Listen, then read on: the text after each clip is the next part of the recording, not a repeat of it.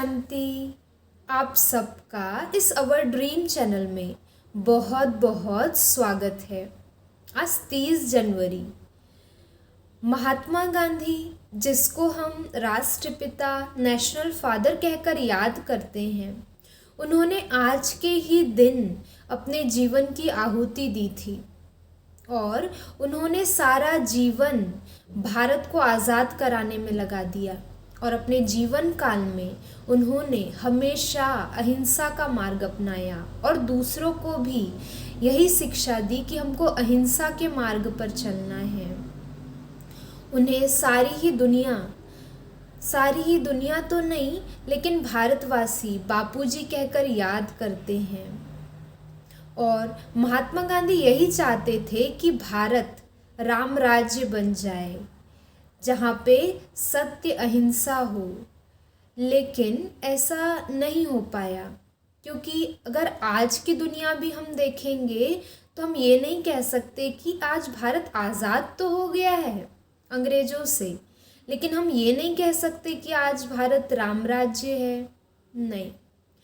तो चलिए आज हम जानेंगे कि महात्मा गांधी जी तो हैं भारत के बापूजी, लेकिन और ऐसे कौन से बापूजी हैं जो पूरी विश्व के बापूजी हैं और अभी स्वयं वो इस धरती पर अवतरित हुए हैं राम राज्य की स्थापना करने। गांधी जी अपने जीवन में गाते थे, पतित पावन सीताराम, रघुपति राघव राजा राम। लेकिन पतित पावन वो राम कौन है? तो आज हम सबके बीच में हैं बीके उज्ज्वला दीदी जी, लालबर्रा सेवा केंद्र से। आज हम उनसे जानेंगे कि कैसे अभी राम राज्य की स्थापना हो रही है और स्वयं परमात्मा इस धरती पे आकर यह अद्भुत कार्य कर रहे हैं। आप लगभग 30 वर्षों से समर्पित रूप से सेवाएं दे रहे हैं और आप अथक सेवाधारी हैं और बहुत ही अच्छे बाबा के अनन्य रत्न हैं। तो चलिए सुनते हैं दीदी से कि वो बेहद के बापूजी कौन हैं और कैसे वो राम राज्य की स्थापना कर रहे हैं।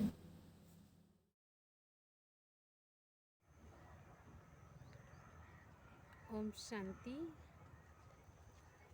आज हम इस भारत देश में रहने वाले सभी देशवासी इतनी स्वतंत्रता के साथ जो रह रहे हैं, हर चीज़ में आज़ादी जो मिली हुई है, तो आज हमारे परम श्रद्धेय महात्मा गांधी जी की ही बदौलत से हमको ये स्वतंत्रता और ये आज़ादी हमें प्राप्त हुई है। भारत को स्वतंत्र करने के लिए महात्मा गांधी जी ने, बापू जी ने अपना तन मन धन समय संकल्प सब इस देश को आज़ाद करने में लगाया। सिर्फ आज़ाद ही नहीं, लेकिन इस भारत को रामराज्य बनाने का भी बापू जी का सपना था कि चाहे कुछ भी करना पड़े, लेकिन इस भारत को रामराज्य अवश्य बनाऊंगा। वो रामराज्य बनाते बनाते या देश को आज़ाद करते करते खुद ही इस भारत को आज़ादी दिलाने के लिए शहीद हो चुके, लेकिन भारत को रामराज्य नहीं बना पाए। पर अब वो हमारे बेहद बापूजी तो चले गए, लेकिन हम सब भारतवासियों का परम कर्तव्य बनता है कि हम इस भारत को पुनः रामराज्य बनाएं। इस भारत को रामराज्य बनाने के लिए वो बापूजी नहीं कर पाए तो क्या हुआ, लेकिन स्वयं परम पिता परमात्मा इस धरा पर अवतरित हुए और वो आकर के महात्मा गांधी जी का जो सपना था उसको साकार कर रहे हैं। तो परमात्मा रामराज्य की स्थापना करने के लिए वो निराकार है, लेकिन साकार मनुष्य आत्माओं का सहारा लेकर, सहयोग लेकर के इस भारत को पुनः वो रामराज्य बना रहे हैं। तो परमात्मा का जो दिव्य कर्तव्य है, वो हम सब मनुष्य आत्माओं का भी एक परम कर्तव्य बनता है कि उस कार्य में हम अपना सहयोग प्रदान करें। तो परमात्मा को सहयोग किस चीज़ का चाहिए? आज जो दुनिया में जिस चीज़ की कमी है, आज मनुष्य के पास अगर हम जाकर कहें कि आप परमात्मा के कार्य में या कोई धार्मिक कार्य में या आध्यात्मिक कार्य में सहयोग कीजिए, तो कहते हैं कि हम धन से सहयोग कर देंगे, लेकिन बस हमारे पास समय नहीं है।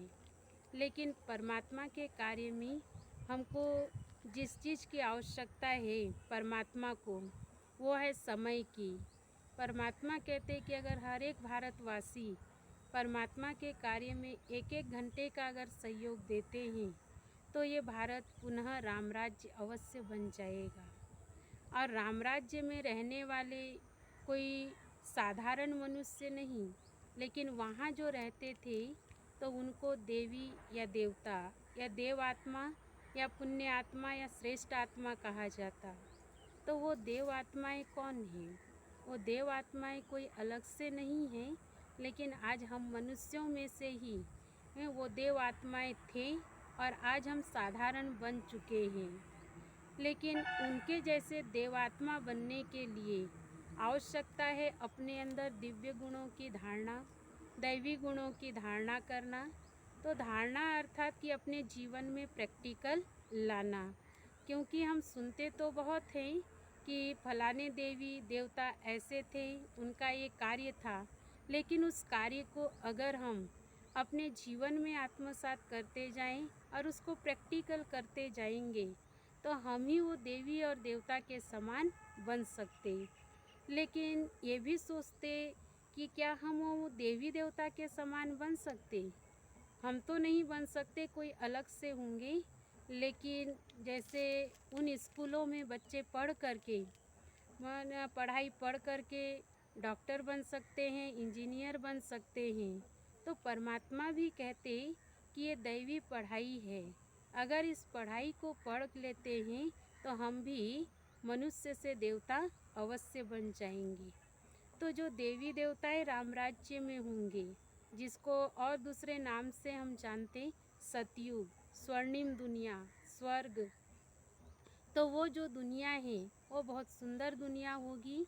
उस दुनिया के लिए गायन भी है कि शेर और गाय एक घाट पर पानी पीते थे, लेकिन शेर और गाय ही क्या, जब जानवरों में इतना स्नेह प्रेम प्यार था, तो वहाँ के जो रहने वाले देवी और देवता हैं उनमें कितना न स्नेह आपस में रहा होगा, कितना न प्रेम।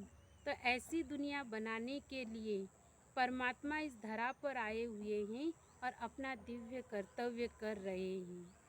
तो वो दुनिया में अर्थात सतयुग में बहुत अच्छी दिनचर्या भी होगी कि वहाँ प्रभात के समय में उठेंगे, भ्रमण करेंगे, तैयार होकर के अपने अपने कार्य में जाएंगे। तो वहाँ पर ऐसा कार्य नहीं होगा कि ड्यूटी जाना है या कोई धंधा करना है, लेकिन वहाँ सब अपने राजमहलों में रहेंगे, राजघराने में रहेंगे, एक दूसरों के घर में स्नेह मिलन करने जाएंगे। और उस राजधानी को सुचारू रूप से चलाने के लिए, जैसे आज वर्तमान में अगर कोई भी कार्य को सुचारू रूप से चलाना है, चाहे छोटा हो बड़ा हो, उसके लिए मीटिंग करते, पर वहाँ मीटिंग नहीं करते हैं, लेकिन वहाँ स्नेह मिलन होता है। जो देवी देवताएं आपस में स्नेह मिलन करते और अपनी राजधानी का जो कार्य है वो सुचारू रूप से चलाते हैं। और वहाँ पर सबसे बड़ा जो धन होता है वो संतुष्टता का धन होता है। वहाँ हर एक देवी देवता संतुष्ट होते हैं, चाहे वो राजघराने के हों, साहूकार घराने के हों, चाहे प्रजा घराने के क्यों न हों, लेकिन सब अपने आप में संतुष्ट होते हैं और वहाँ क्या माना जाता है। और संतुष्टता तो सबसे बड़ा धन है। तो वहाँ इस धन को प्राप्त करके सब बहुत संतुष्ट, खुश और सुखमय जीवन बिताते हैं। ऐसे जीवन बिताते बिताते वो बहुत खुश रहते, सारा कारोबार सुचारू रूप से चलाते और धीरे धीरे समय प्रति समय वो देव आत्माएँ उतरती कला की ओर आने लगते। तो जो देव आत्माएँ सतो प्रधान थे वो धीरे धीरे सतो रजो तमो में प्रवेश कर चुके और आज वो पुनः साधारण मनुष्य बन गए हैं। लेकिन साधारण मनुष्य को ऊंचा उठाने के लिए या वैसी दुनिया में भेजने के लिए स्वयं परमपिता परमात्मा ये दिव्य कर्तव्य कर रहे हैं और इस संस्था के माध्यम से परमात्मा राम राज्य की स्थापना का कार्य कर रहे हैं। इसमें हम सब आत्माएं भी सहयोगी बन सकते हैं। ओम शांति।